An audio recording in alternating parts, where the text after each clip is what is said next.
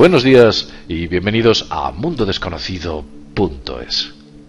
El tema que nos trae hoy es un tema interesante, como siempre intentamos hacerlo, y sobre todo intrigante. La cartografía es uno de los grandes misterios de nuestro mundo. Miramos a las estrellas y no nos damos cuenta de que en nuestro suelo y subsuelo los misterios ahondan por doquier. Uno de ellos, y quizás uno de los más conocidos, es el famoso mapa de Piri Reis.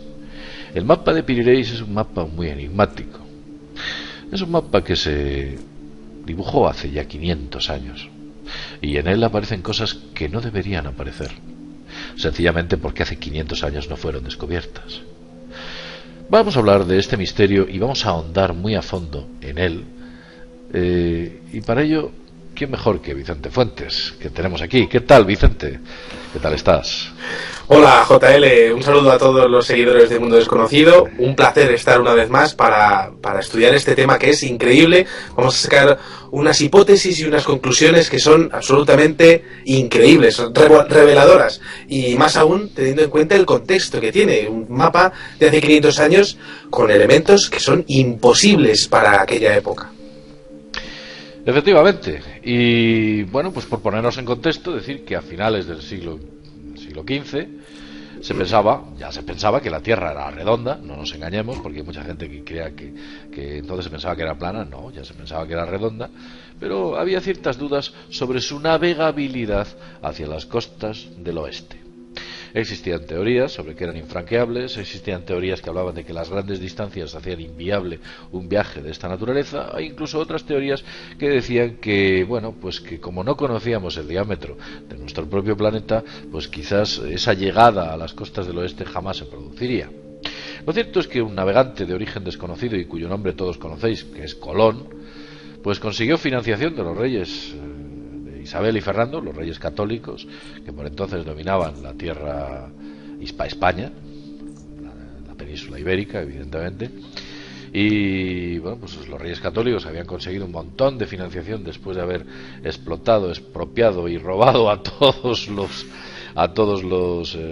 israelitas que había aquí, a todos los judíos. Les robó y les quitó prácticamente todo lo que tenían, y eran gente muy hacendada. Lo mismo hizo con los árabes. Eran tres culturas que vivían en armonía hasta entonces, hasta que aquellos reyes decidieron armarse fuertes y conquistar toda la península ibérica. ¿Cómo se hicieron? Se hicieron con una gran fortuna, y este hombre, Colón, se ofreció para intentar llegar a las Indias, donde supuestamente estaban las famosas especias, algo que entonces se valoraba mucho, desde la ruta del este, yendo hacia el oeste.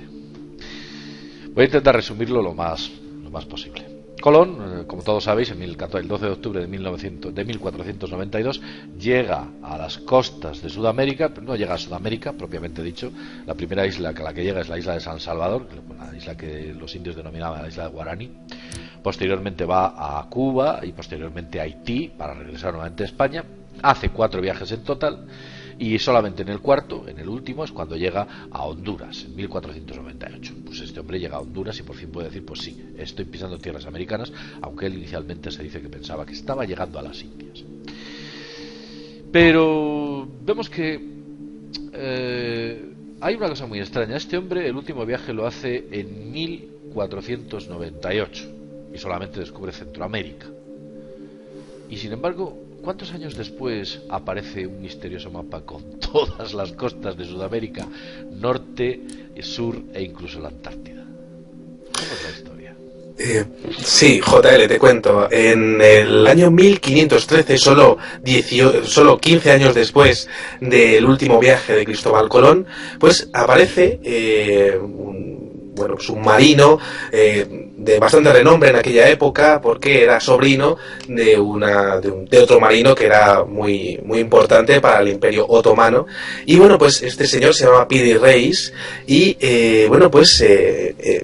saca un mapa en un recopilatorio que se llama el Libro de las Materias Marinas. Ese libro aparece en 1523, pero el mapa del que vamos a hablar es de 1513. Y bueno, pues es curioso porque expone que las fuentes de donde ha sacado ese mapa pues son diversas. Son cartografías de los portugueses, cartografías de los españoles, y otra mención bastante curiosa, cartografías de los antiguos reyes del mar. Claro, una referencia que siempre se ha utilizado para la mítica Atlántida, que no tiene nada que ver con el continente antártico del que vamos a hablar, pero sí que ahí está la mención. Me parece bastante curioso porque es evidente que los descubrimientos que aparecen en ese mapa no son contemporáneos, no son posibles en base a lo que se había navegado hasta entonces. Claro. Además hay un dato adicional. Por entonces los únicos que tenían conocimiento de la geografía de Sudamérica eran los portugueses y los españoles. En el resto de Centroeuropa, Europa, no tenían ni idea. De hecho, no empiezan a aparecer mapas en Italia hasta la época de Mercator, ya a finales de los años del siglo XVI prácticamente. Pues lo cierto es que de repente el Imperio Otomano se saca de la manga un mapa que no sabemos de dónde viene, y él alega que parte de ello procede de los mapas españoles, cuando yo desde aquí os puedo asegurar que los mapas españoles eran alto secreto. Aquello no lo exponían en la corte, ni se lo enseñaban a todo el mundo, porque era mucho lo que se jugaban. Había muchos grandes intereses y, por supuesto, importantes descubrimientos por medio, y por supuesto muchísimas toneladas de oro como para que aquellos mapas empezaran a rodar por ahí. Y sin embargo Piri alega que sí, que él tuvo acceso a ello. Os cuento, el primer mapa que existe por los españoles fue redactado pues por una serie de oligarcas que había en la corte de Isabel y Fernando, y le encargan a Juan de la Cosa redactar un mapa. Dice, bueno, pues tienes que hacer un mapa de esto porque evidentemente necesitamos tener las ubicaciones y por supuesto las rutas para poder trabajar de manera organizada. Y efectivamente Juan de la Cosa en el año 1500 nos muestra un mapa que, como mucho, y lo podéis ver, aparece la costa este, en la parte este aparece Brasil, y no mucho, y en la parte norte se puede ver la península de Florida. Llegan hasta ahí de una manera bastante vetusta, pero bueno, Juan de la Cosa consigue hacer un mapa lo suficientemente preciso como para que aquella gente pueda ya empezar a redactar sus primeros viajes.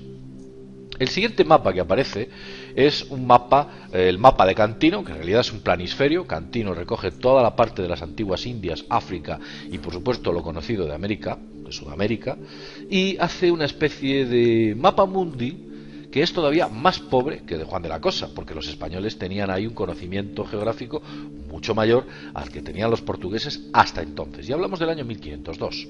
Quedan 11 años hasta que Piri Reis redacte su mapa.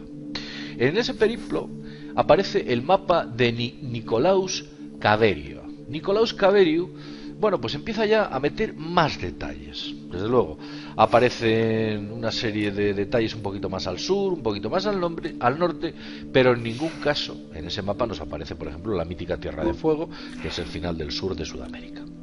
En ningún caso, y estamos hablando de 1505. 1513, el Imperio Otomano, al otro lado del Mediterráneo, sin contacto ninguno, un almirante, Piri Reis, se saca, como ya he dicho antes, literalmente de la manga, un mapa en el que aparecen todas las costas de Norteamérica, Sudamérica, de la costa este y de la costa oeste. La pregunta es, ¿de dónde sacó esa información? Porque mucho dudo que la parte conocida se la hayan entregado los españoles. Y mucho dudo que la parte desconocida obedezca a algún tipo de expediciones que los otomanos hayan efectuado, porque por supuesto no tenían medios técnicos para acceder o cruzar el Cabo de Hornos ya en su día. El Cabo de Hornos se cruza mucho después. Esto es un auténtico misterio. 1513. Este señor, ¿de dónde se saca este mapa? ¿Cómo es posible todo esto?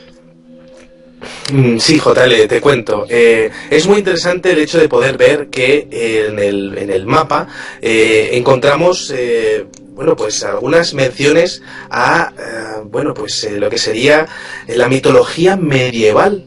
Y es curioso porque, claro, esto pues es posible que todas estas referencias fuesen una gran recopilación de mapas antiguos que ni siquiera podían estar en posesión de la corona portuguesa o de la corona española. Pero más aún, fíjate, si estudiamos un poquitín el mapa de Piri Reis, justo al norte nos encontramos una clara referencia a la leyenda medieval de San Borondón de Irlanda. Es el mito que habla de cómo algunos monjes llegaron a Terranova y de cómo durante el trayecto se detienen a hacer un fuego sobre una presunta isla que luego resultaría ser una ballena gigante que se llama Hasconius, ¿no? Es bastante curioso eso porque expone pues un conocimiento prácticamente ancestral de cientos de años antes, ¿no? Otra cosa bastante interesante es el hecho de ver cómo en el mapa aparece perfectamente definida dónde están las Islas Azores, dónde está la isla de Cuba, con la latitud exacta. Y tenemos que entender que no existía ningún método de geonavegación. Y no había fotocopiadoras, ¿no? Efectivamente. Los españoles no le dejaron fotocopiar el mapa. Efectivamente, para que la gente se haga una idea, lo que tiene Piri Reis es prácticamente los papeles de Wikileaks de aquella época, ¿no? Claro, porque no tenemos, no tenía ninguna otra referencia que fuese posible, pero ahí está, es muy curioso. Podemos entender que esto sería para una potencia mundial lo más interesante y lo más valioso de todos los papeles que tenía, ¿no? Entonces, claro, empezamos a estudiar un poco lo que es el mapa y encontramos que aparece el Ecuador, aparece la Patagonia chilena, y eso no se conocía para nada. Aparece perfectamente definido la costa oriental de Brasil, aparece perfectamente definido milímetro a milímetro toda la costa de la Antártida, pero aquí llega uno de los grandes misterios. La cordillera de los Andes. La cordillera de los Andes, efectivamente. Pero se descubre hasta prácticamente 20 o 30 años después. Eso es, pero fíjate, la propia Antártida, que se descubre en 1820, aparece perfectamente definida. Pero es que, fíjate también, otra cosa interesantísima es el hecho de ver que aparecen diferentes cauces de ríos perfectamente definidos. Y tenemos que entender que en aquellos años no había ningún tipo de información al respecto de todo eso. Más aún, aparece perfectamente representada la isla de Cuba, que sí es cierto que los portugueses lo habían definido bien, pero no exactamente dónde estaba, y el mapa de Piri Reis aparece perfectamente ahí definido. Y otra cosa interesantísima es que cuando uno empieza a ver el mapa de Piri Reis, se da cuenta de que está hecho como si fuese una geometría esférica. Es decir, como si estuviese definido hacia adentro todo lo que es la Tierra. Y esto es curiosísimo, porque ha habido algunos investigadores que han expuesto algunas hipótesis interesantísimas. ¿Por qué? Porque esa sería la misma visión que se tendría de América del Sur y de la Antártida si hubiese alguien que lo hubiese visto desde el espacio. Y no desde el espacio en un sitio cualquiera, sino desde Gizeh, desde Egipto. Es decir, si hubiese una persona que hubiese conseguido subir al espacio desde lo que sería la vertical del país de Egipto y hubiese mirado cómo se vería a América del Sur y la Antártida, lo habría pintado exactamente como Piri Reis lo pintó en su famoso mapa. Bueno, luego además es que estoy viendo que, por ejemplo, en las pequeñas costas de África que saca, se ve claramente dibujado un elefante, vemos lo que parece ser un ibis, vemos pues una serie de animales. Cuando estás hablando de un gran pez, vemos ese gran pez en referencia a la isla de San Borondón. Incluso me atrevería a decir que entre ese pez y las islas de Terranova aparece una especie de oso polar. No llega a aparecer lo que pudiéramos denominar el norte de Groenlandia, esa parte se pierde, no la detectan, no la ven, pero vemos también pues una serie de aves que con una cierta precisión las dibujan, unas cacatúas, una serie de aves tropicales. Esta gente ya tenía datos de todo este tipo de conocimiento. Estamos hablando de 15 años después del descubrimiento de América, en la primera de sus viajes. Estamos hablando de que esos conocimientos y esos datos no viajan a la velocidad del sonido, son grandes distancias, y por supuesto el Imperio Otomano está al otro lado del Mediterráneo, y claro, pues este tipo de cuestiones parece que llegan de manera más imprecisa. Y vemos en la parte sur unos extraños seres, unos extraños animales, que aquí en algún caso vemos un perro bailando con un mono, vemos una especie de vaca misteriosa con un cuerno un poco extraño, vemos aquí incluso algo que pudiéramos pensar que es una llama, no sabemos si lo es, y por supuesto un perro de las praderas. Eso me parece a mí claramente un perro de las praderas, si no es otro tipo de animal. Cuéntanos sobre este tipo de animales, porque incluso en la Antártida vemos animales que han sido borrados, muy misteriosos, con extrañas inscripciones. ¿Tienes algún dato al respecto? Mira, JL, te cuento.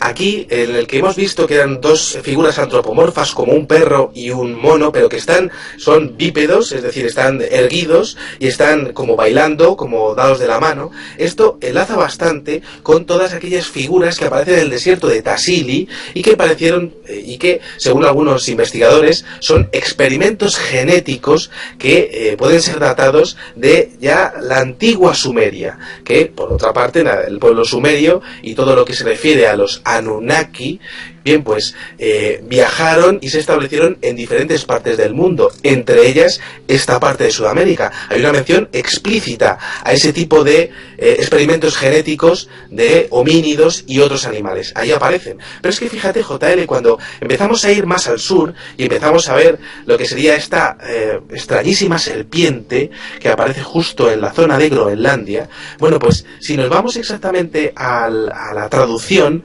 de lo que dice Piri Reis ahí, en la Antártida, a la eso zona es, más noreste, concretamente. noreste de la Atlántida. Bien, pues Piri Reis tiene algunas inscripciones ahí debajo. ¿Y qué es lo que dice Piri Reis en esas inscripciones? Lo voy a leer textualmente. Dice: este país no está habitado, todo está en ruinas, y se dice que en el lugar se pueden encontrar serpientes gigantescas. Por esa razón, los infieles portugueses no tomaron tierra en estas costas, y también porque dicen que eran muy calurosas. Vamos a ver, eso es la Antártida. ¿Cómo van a ser tierras calurosas? ¿Y qué tipo de ruinas se encontraron allí? Y además, quiero decir, el dato adicional es que, vamos a ver, creo que hubo un militar norteamericano que analizó este mapa y llegó a una sorprendente conclusión, ¿no es cierto? Efectivamente, ese militar norteamericano, que se llamaba el profesor Hapgood, bien, pues junto con el historiador Graham Hancock, estuvo estudiando todo lo que era el perfil de la Antártida que aparecía en el mapa de Piri Reis, y se dio cuenta de que la Antártida aparecía sin el bloque de hielo que a día de hoy, pues sí que está sobre la Antártida. Y es curioso porque esa tierra sin hielo solamente se podía dar hace 6.000 años, es decir, 4.000 años antes de Cristo. Claro, tenemos que entender que hace 6.000 años no había una civilización en la Tierra que fuese capaz de registrar una cartografía de la Antártida. Eso es así, y esto ha sido estudiado por parte de los militares norteamericanos durante los años 60 y posteriormente durante los años 90, e incluso ha llegado a ser estudiado también por el Instituto Tecnológico de Massachusetts, llegando a unas conclusiones que son interesantísimas. Por ejemplo, en los perfiles de los ríos son exactamente idénticos a los que se podían ver en la Antártida hace 6.000 años. ¿Cómo es posible que Piri Reis pudiese llegar a clavar exactamente todo el cauce de esos ríos, y teniendo en cuenta que además en esos ríos se produce sedimentación, se producen cambios de cauce, y aparecen exactamente como estaban hace 6.000 años? Un auténtico misterio, un auténtico OPART, mapa de Piri Reis. Bueno, vamos a ver. Hay un dato más. Vamos a ver. Si los portugueses presuntamente vieron esas tierras de la Antártida libres de hielos y con climas calurosos, fue en el siglo XVI. ¿Sabes lo que ocurrió en el siglo XVII? Hubo una mini glaciación. Una glaciación que duró ni más ni menos que 70 años. La mitad del siglo XVII y parte del siglo XVIII hubo un enorme frío en todo el mundo. ¿Y sabéis por qué? Porque las manchas solares prácticamente se extinguieron. El sol cesó su actividad. Y quién sabe si durante ese tiempo las masas de hielo durante esos 70 años cubrieron la Antártida. No lo sabemos. Lo que sí que es cierto es que los paleoclimatólogos que sacan esos famosos domos, ellos coinciden de que esas edades no parecen coincidir con las fechas que se están asignando al deshielo de la Antártida. Pero lo que sí que es cierto es que esa mini glaciación, o ciclo de Maunder, existió concretamente entre 1645 y 1715, que fueron los años en los cuales hubo ese gran frío que quizás permitió a la Antártida volverse a helar. Pero hay un dato adicional. Recordemos que de donde partieron las 3 naves de Colón fue de Palos de la Frontera. Si tú te vas a Palos de la Frontera ahora y ves de dónde ha salido de donde salieron aquellos 3 barcos, tú dirías, es imposible que de aquí salga ningún barco. ¿Y sabes por qué? Porque no tiene fondo. Quiero decir, prácticamente no hay agua. Es como que hubiera bajado el nivel del mar notablemente. Es cierto, si tenéis imágenes, a ver si puedo conseguir alguna, tenéis imágenes de Palos de la Frontera, verás que todo aquello es un barrizal, es que no hay profundidad para fondear barcos. Sin embargo, en 1492 debía haberla, porque de entonces salieron barcos. Y allí había bueno, pues ahí se construían barcos. Había un astillero importante. Entonces, ¿qué ocurre? El nivel del mar bajó y esa bajada del nivel del mar permitió el aumento, fue debido al aumento de hielos en la Antártida, debido quizás a ese ciclo de Maunder de frío glaciar. ¿Todo esto puede encajar? Pensad en todo esto.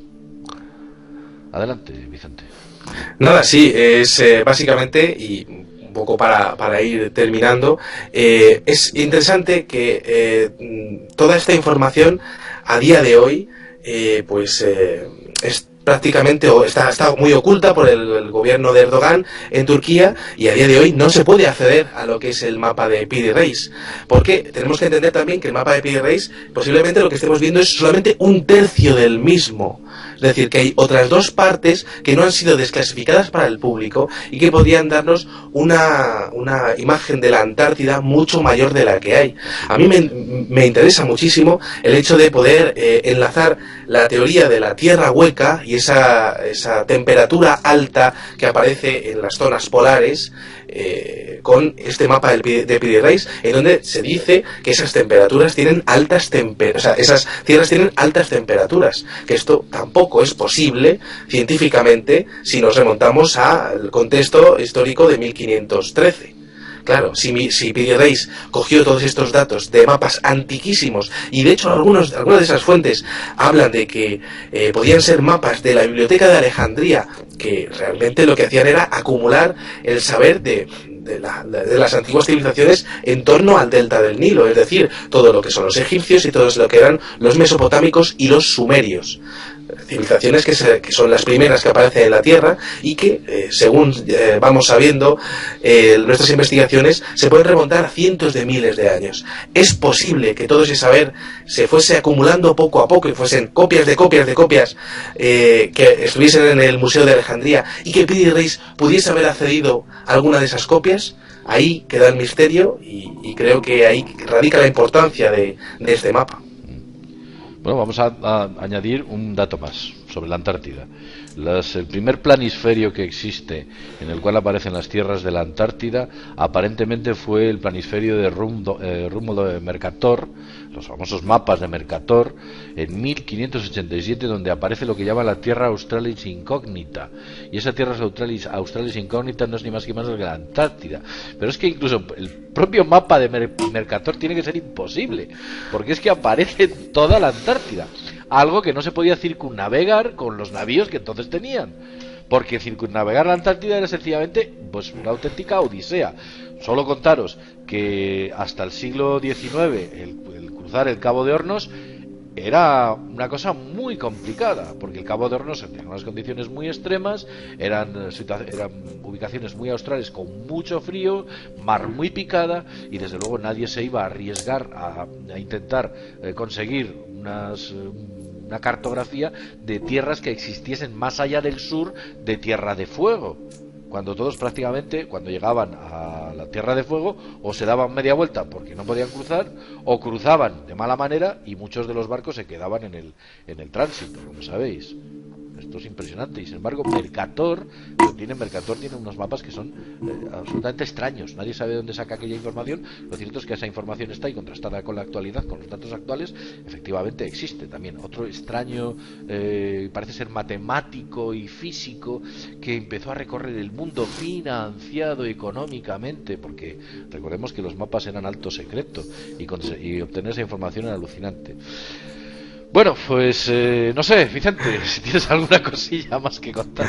Nada más, explicar que este mapa se puede encontrar en alta resolución en internet y que sería interesante que todos los seguidores de Mundo Desconocido puedan acceder a la información y puedan comprobar por sí mismos pues todo lo que estamos diciendo, ¿no? Detalles curiosísimos, sobre todo un poco que se hagan la idea de esa visión esférica de la que he estado hablando anteriormente, ¿no? Que parece que es América del Sur, parece que está expuesta con una geometría esférica y sería la misma visión que se tendría desde el espacio, desde Egipto. Ahí dejo un poco el tema y que creo que es algo increíble para todos poder comprobarlo. Nada más, muchísimas gracias. Bueno, pues nada, solo añadiros que si os vais a Turquía, que es donde se encuentra en estos momentos el mapa de Pirireis, e intentáis acceder al mapa de Pirireis en el Museo de Turquía, os van a decir que no os van a dejar ver ese mapa ni por asomo. Y más con el gobierno que hay ahora mismo en Turquía, que es una mezcla entre el gobierno que hay en España y el gobierno que hay en Marruecos. Si os podéis imaginar que es glorioso. Bueno, pues nada más, ha sido un tema muy interesante. Seguro que hay muchas más cosas que nos dejamos en el tintero. Podríamos estar hablando de Mercator, de todas estas informaciones, de cómo hicieron enormes y amasaron grandes fortunas los comerciantes venecianos gracias a estas informaciones secretas, de dónde obtenían misteriosamente estas informaciones, e incluso parece el mapa de Pirireis como que alguien en plan hubiera efectuado una especie de viaje astral y de manera remota hubiese observado el mundo, como tú bien has dicho, una retrospectiva, una visión desde el Cairo, y hubiese hecho un dibujo de ese mundo recordando lo que ocurrió. Recordemos que los experimentos de visión remota fueron efectuados por la CIA allá por los años 70, creo que incluso en los años 60, 70 y 80 estuvieron efectuando importantes experimentaciones con la llamada visión remota y consiguieron resultados alucinantes de los que quizás algún día hablemos Vicente y yo. Bien, pues Vicente, muchas gracias por estar con nosotros. Un placer, JL, nos vemos en el siguiente videoprograma. Bueno, pues gracias a vosotros y sin más, desde mundodesconocido.es nos vemos en el próximo videoprograma. Hasta pronto. Bueno, y llegados a este punto, deciros que el próximo sábado, día 7 de diciembre de 2013, el equipo de Mundo Desconocido celebrará una comida con todos aquellos que queráis venir, aquellas personas que os venga bien y os apetezca pasar una velada interesante. El evento tendrá lugar a las 14 horas, a las 2 de la tarde, en el restaurante Puente Mayor de Valladolid. Hay una cafetería anexa al propio restaurante que se llama igual, Puente Mayor, y ahí estaremos pues unos minutos antes para posteriormente pasar a la comida. Si queréis asistir, debéis reservar mesa llamando al número de teléfono 983 37 00 73 y comentar que es pues para la comida que se va a celebrar el 7 de diciembre con el equipo de Mundo Desconocido. Entre otras personas, que son colaboradores de Mundo Desconocido, pues asistirá aquel que os está hablando, JL, y Vicente Fuentes, para posteriormente haber un debate y durante la comida charlar y efectuar todas las preguntas que queráis. Intercambiaremos puntos de vista.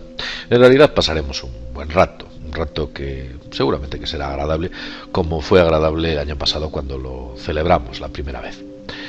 El precio de la comida será de 22 euros por persona, un precio muy razonable, del que no nos escapamos ninguno. No pensáis que el que os está hablando le va a salir por la cara, no.